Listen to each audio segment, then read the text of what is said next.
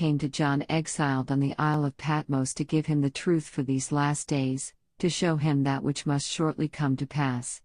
Jesus Christ is the great trustee of divine revelation. It is through him that we have a knowledge of what we are to look for in the closing scenes of this earth's history. God gave this revelation to Christ, and Christ communicated the same to John. John, the beloved disciple, was the one chosen to receive this revelation. He was the last survivor of the first chosen disciples. Under the New Testament dispensation, he was honored as the prophet Daniel was honored under the Old Testament dispensation. The instruction to be communicated to John was so important that Christ came from heaven to give it to his servant, telling him to send it to the churches. This instruction is to be the object of our careful and prayerful study, for we are living in a time when men who are not under the teaching of the Holy Spirit will bring in false theories. These men have been standing in high places, and they have ambitious projects to carry out. They seek to exalt themselves, and to revolutionize the whole showing of things. God has given us special instruction to guard us against such ones. He bade John write in a book that which should take place in the closing scenes of this earth's history. Revelation, an open book. Many have entertained the idea that the book of Revelation is a sealed book, and they will not devote time and study to its mysteries. They say that they are to keep looking to the glories of salvation, and that the mysteries revealed to John on the Isle of Patmos are worthy of less consideration than these. But God does not so regard this book. The book of Revelation opens to the world what has been, what is, and what is to come. It is for our instruction upon whom the ends of the world are come. It should be studied with reverential awe. We are privileged in knowing what is for our learning. The Lord Himself revealed to His servant John the mysteries of the book of Revelation, and He designs that they shall be open to the study of all. In this book are depicted scenes that are now in the past, and some of eternal interest that are taking place around us. Other of its prophecies will not receive their complete fulfillment until the close of time, when the last great conflict between the powers of darkness and the Prince of Heaven will take place. C. Companions of John on Patmos. John was sent to the Isle of Patmos, where, separated from his companions in the faith, his enemies supposed he would die from hardship and neglect. But John made friends and converts even there. They thought that they had at last placed the faithful witness where he could no longer trouble Israel or the wicked rulers of the world. But all the heavenly universe saw the result of the conflict with the aged disciple and his separation from his companions in the faith. God and Christ and the heavenly host were John's companions on the Isle of Patmos. From them he received instruction which he imparted to those separated with him from the world. There he wrote out the visions and revelations he received from God, telling of the things which would take place in the closing period of this earth's history. When his voice would no longer witness for the truth, when he could no longer testify of the one he loved and served, the messages given to him on that rocky, barren coast were to go forth as a lamp that burneth. Glorious truths entrusted to John, often the very best men, those whom God uses to His name's glory, are unrecognized by human wisdom, but not for one moment are they forgotten by God. When John was exiled to the Isle of Patmos, there were many who thought him to be past service, an old and broken reed ready to fall at any time. But the Lord saw fit to use him in that lonely island home where His servant was imprisoned. The world and the bigoted priests and rulers rejoiced that they were at last rid of his ever-fresh testimony. Quoted. This whole chapter is full of brave courage, of hope and faith and assurance. It was because of this testimony, so amazing to those who wished to forget Christ, who hated the crucified Redeemer, whom they had rejected, that they wished to get that voice beyond their hearing, that His testimony might no more be a witness against their wicked deeds in crucifying the Lord of glory. But they could not put Him in any place where His Lord and Savior Jesus Christ could not find Him. Christ's servants who are true and faithful may be unrecognized and unhonored by men, but the Lord will honor them. They will not be forgotten by God. He will honor them by his presence because they have been found true and faithful. Those who have grown old in the cause and work of God have an experience of great value for the church. God honors his servants who have grown old in his service. The most glorious truths concerning the last chapters of this earth's history were given to the aged disciple whom Jesus loved. John's last years. It was after John had grown old in the service of the Lord that he was exiled to Patmos. And on that lonely isle he received more communications from heaven than he had received during the rest of his lifetime. Christ's aged representative was exiled that his testimony might no longer be heard, for it was a living power on the side of right. But though separated from his brethren, he was visited by Christ, whom he had not seen since the ascension. God's plan for future ages. The hand of persecution falls heavily on the apostle. He is banished to the Isle of Patmos for the word of God, and for the testimony of Jesus Christ. He writes, "I was in the Spirit on the Lord's day." He was filled with unspeakable joy, for heaven seemed open before him. In clear, distinct tones a voice spoke to him, saying, "I am Alpha and Omega, the first and the last." Turning, he beheld his master, with whom he had walked and talked in Judea, on whose breast he had leaned. But oh, how changed is his appearance! John had seen him clothed in an old purple robe and crowned with thorns. Now he is clothed with a garment of heavenly brightness, and girt about with a golden girdle. Writing of his appearance, John says, "His head and his hairs were white like wool, as white as snow, and his eyes were as a flame of fire, and his feet like unto fine brass, as if they burned in a furnace, and his voice as the sound of many waters." God's plan for future ages was revealed to John.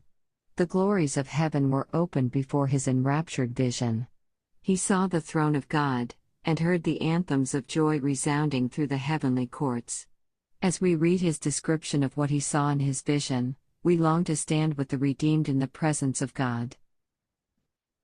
Half a century had passed since Jesus ascended to present his church before God, and to prepare mansions for his faithful ones. He still loved his people, for he came to his aged servant to reveal to him God's plans for the future. On the rugged, desolate island John was left alone with God and his faith. Here, among the rocks and cliffs, he held communion with his Maker. He reviewed his past life, and at the thought of the blessings he had received at the hand of God, peace filled his heart. He had lived the life of a Christian, and he could say in faith, "It is well with my soul." Not so the emperor who had banished him. He could look back only on fields of warfare and carnage, on desolated homes and weeping widows and orphans, the result of his ambitious desire for preeminence. Christ appears on the Sabbath, which God had instituted in Eden, was as precious to John on the lonely isle as when he was with his companions in the cities and towns. The precious promises that Christ had given regarding this day he repeated and claimed as his own. It was the sign to him that God was his. On the Sabbath day the risen Savior made his presence known to John. Quoted. The persecution of John became a means of grace. Patmos was made resplendent with the glory of a risen Savior. John had seen Christ in human form, with the marks of the nails, which will ever be his glory, in his hands and his feet. Now he was permitted again to behold his risen Lord, clothed with as much glory as a human being could behold, and live. What a Sabbath was that to the lonely exile, always precious in the sight of Christ, but now more than ever exalted. Never had he learned so much of Jesus. Never had he heard such exalted truth. C. The self-existent, unchangeable one quoted, these are wonderfully solemn and significant statements. It was the source of all mercy and pardon, peace and grace, the self-existent, eternal, unchangeable one, who visited his exiled servant on the isle that is called Patmos. Constant diligence in behalf of his church. In the message to the church at Ephesus, Christ is represented.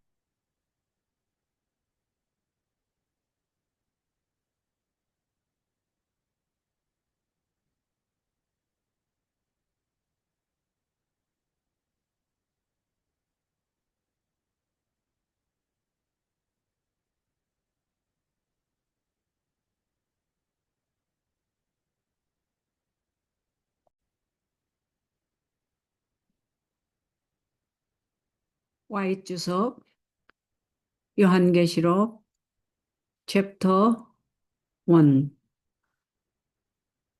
하나님의 계시의 관리자. 모든 성경은 하나님의 계시이다.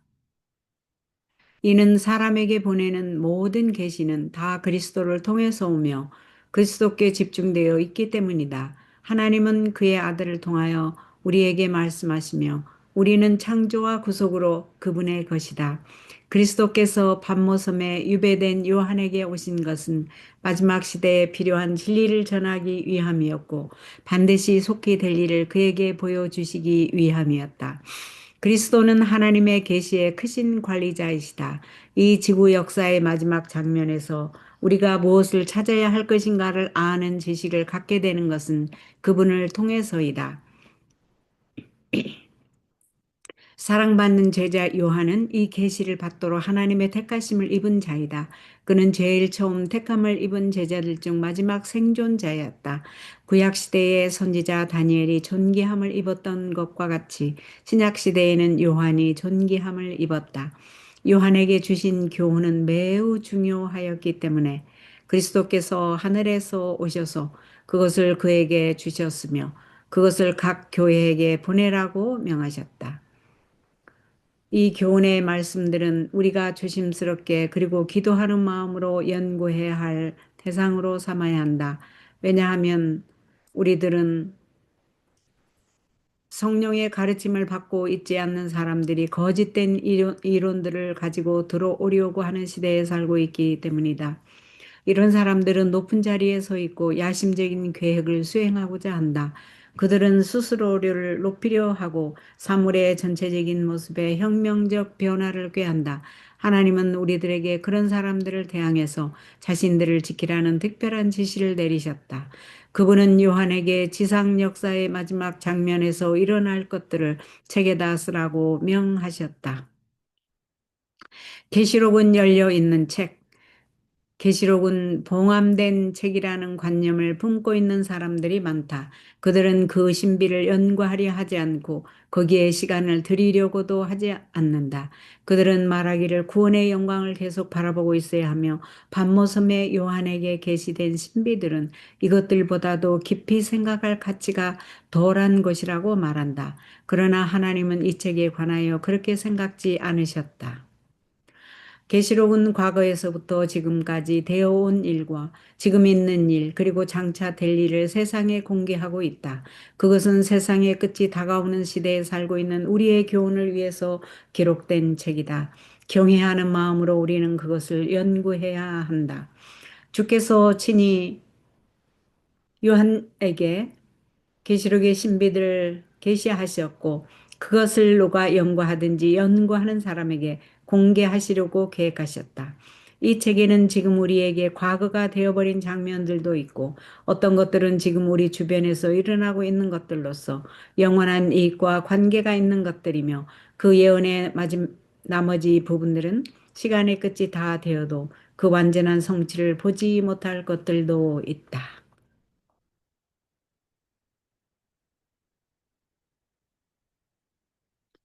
반모섬에 있었던 요한의 동료들. 요한은 그의 믿음의 친구들에게서 격리되어서 반모섬으로 유배되어 갔었다.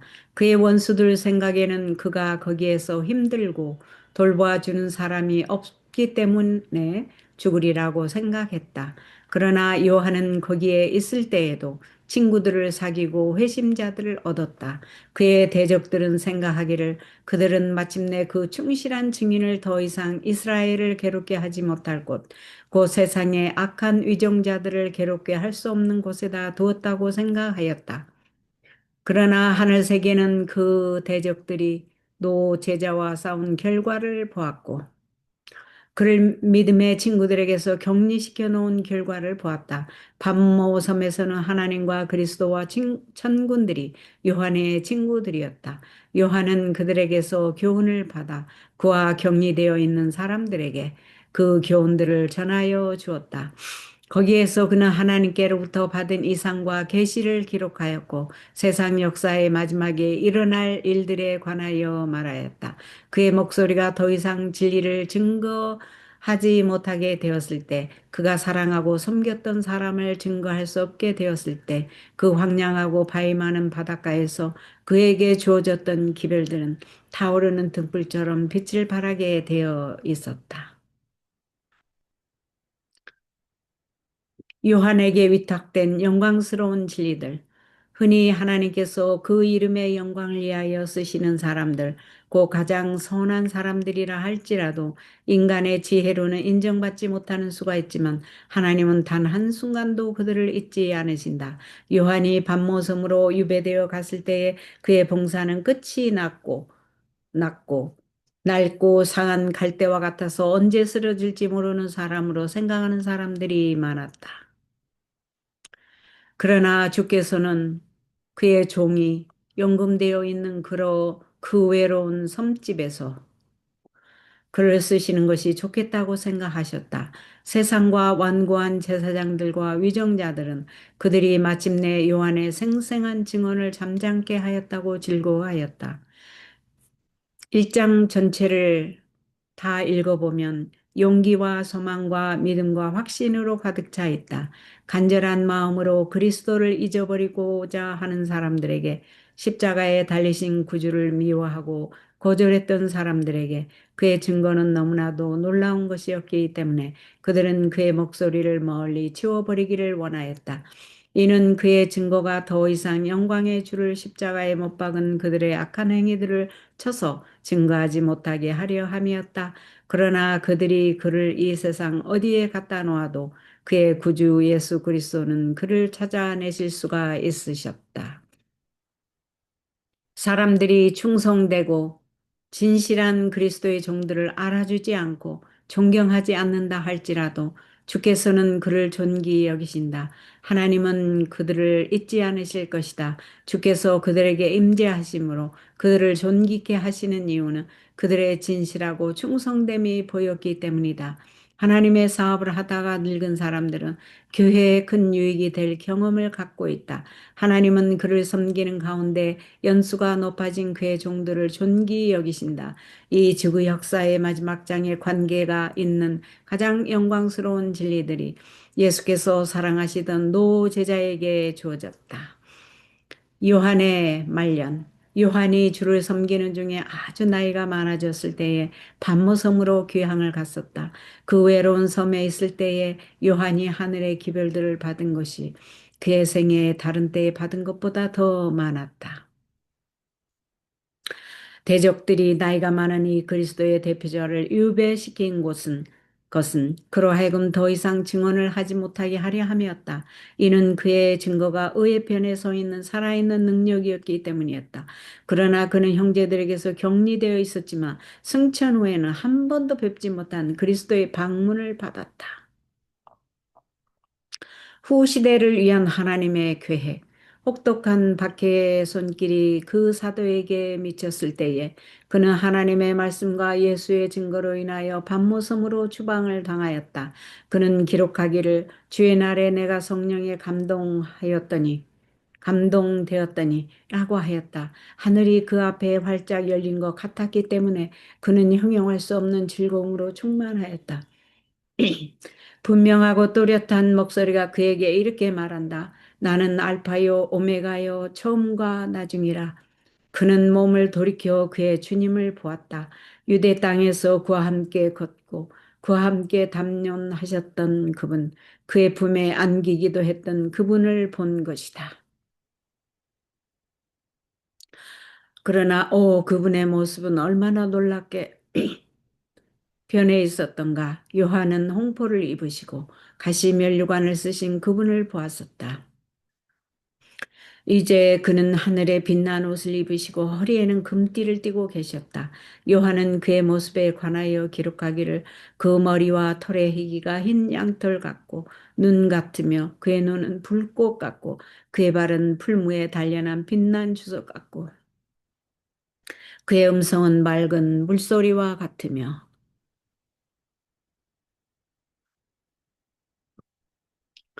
후시대를 위한 하나님의 계획이 요한에게 계시되었다. 이상 중에 하늘의 영광이 그에게 공개되었다. 그는 하나님의 보좌를 보았고 하늘 궁정을 온통 뒤흔드는 기쁨의 찬양을 들었다. 그가 계시 중에 본 광경을 우리가 읽을 때에 우리도 구속받은 자들과 함께 하나님의 존전에 서고자 하는 마음이 간절하다. 예수께서 하나님 앞에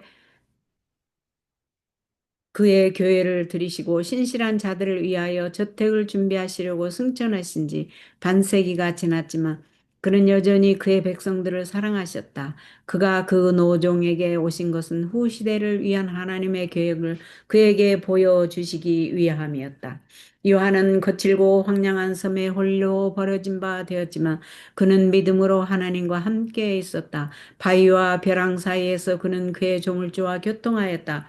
과거 생애를 돌이켜보고 하나님의 손에서 그가 받은 축복들을 생각해 보았을 때 마음의 평화가 가득하였다.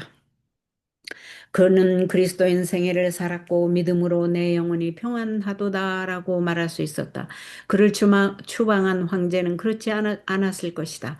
돌아다 보면 전쟁과 전쟁터 수없이 죽어간 사람들, 황폐한 집들, 남편을 잃고 우는 여인네들, 고아들, 그 모든 것이 남보다 뛰어난 사람이 되어보려던 야심의 결과이었다.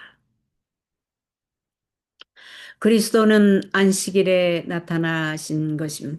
하나님이 에덴에서 제정하신 안식일은 그가 대도시와 소도시에서 그의 친구들과 함께 있었을 때와 마찬가지로 외로운 섬에 있었을 때에도 요한에게는 귀한 날이었다. 그는 그리스도께서 이 날에 관하여 주신 귀한 약속들을 되풀이하였다. 안식일은 그에게 있어서 하나님이 그의 하나님이시라는 표징이었다. 안식일에 부활하신 그 주께서 요한에게 임재하셨다. 요한이 받은 핍박은 은혜의 수단이었다. 부활하신 구주의 영광으로 밤모습은 찬란하게 빛났다. 요한은 인간의 모습으로 나타나신 그리스도를 보았다. 그의 손과 발에는 항상 그의 영광이 되는 못자국들이 있었다. 이제 그는 부활하신 그의 주님을 다시 볼 수 있도록 허락되었다. 그는 인간이 보고도 살 수 있을 만큼의 영광만 입고 있었다. 요한의 외로운 귀향살이에서 그날은 참으로 귀한 안식일이었다. 그리스도께서 보시기에는 안식일이 항상 귀한 날이었지만 그때에는 더욱 존귀한 날이었다. 그 전에 요한은 그리스도에 관하여 그토록 많이 배운 적이 없었고 그토록 고상한 진리를 들어본 적도 없었다.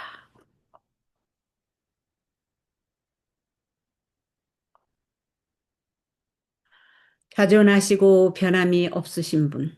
이 말씀들은 매우 엄숙하고 의미심장한 말씀이다. 밤모섬에 정배당한 그의 종을 찾아오신 분은 모든 자비와 용서, 은혜와 평화의 근원이시오.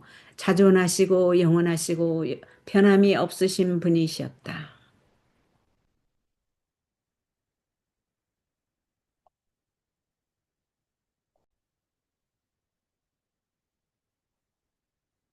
다른 성경으로 읽는 요한계시록 1장을 낭독합니다. 예수 그리스도의 계시이다. 이는 하나님께서 반드시 속히 이루어질 일들을 자신의 종들에게 보이시려고 자신의 천사를 보내어 자신의 종 요한에게 지시하신 것이다. 요한은 하나님의 말씀과 예수 그리스도의 증거, 곧 그가 본 모든 것을 증언하였다. 이 예언의 말씀들을 읽는 자와 듣는 자들과 그 안에 기록된 것들을 지키는 자들이 복이 있으니 이는 때가 가깝기 때문이다. 요한은 아시아에 있는 7교회에 편지를 쓴다. 지금도 계시고 전에도 계셨고 장차 오실 분과 그분의 보좌 앞에 있는 7영과 신실한 증인이시요 죽은 자 가운데서 처음 나신 분이시며 땅의 왕들의 왕이신 예수 그리스도께로부터 오는 은혜와 평강이 너희에게 있을지어다. 우리를 사랑하셔서 그분의 피로 우리의 죄에서 우리를 해방하시고 하나님 곧 그분의 아버지를 위하여 나라와 제사장들로 삼으신 분께 영광과 능력이 영원 무궁히 있을지어다. 아멘. 보아라, 그분이 구름을 타고 오실 것이다. 각 사람의 눈이 그분을 볼 것이고 그분을 찔렀던 자들도 볼 것이며 땅의 모든 족속이 그분으로 말미암아 통곡할 것이니 그렇게 될 것이다. 아멘. 주 하나님께서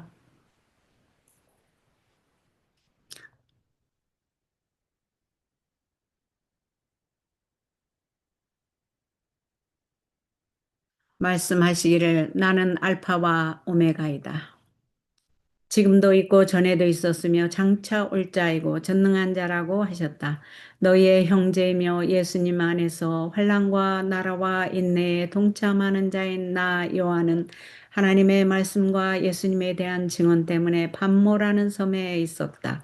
내가 주님의 날에 성령의 감동을 받고 내 뒤에서 나는 나팔 소리 같은 큰 소리를 들었는데 말씀하시기를 네가 본 것을 책에 기록하여 그것을 일곱 교회 곧 에베소, 서머나, 버가모, 도아디라, 사대, 빌라델비아, 나오디게아로 보내라고 하셨다. 내가 내게 말한 음성을 알아보려고 몸을 돌이켰다. 내가 몸을 돌이켰을 때 일곱 금 촛대를 보았는데 그 촛대들 가운데 인자 같은 분께서 긴 옷을 입고 가슴에 금띠를 띠고 계셨다.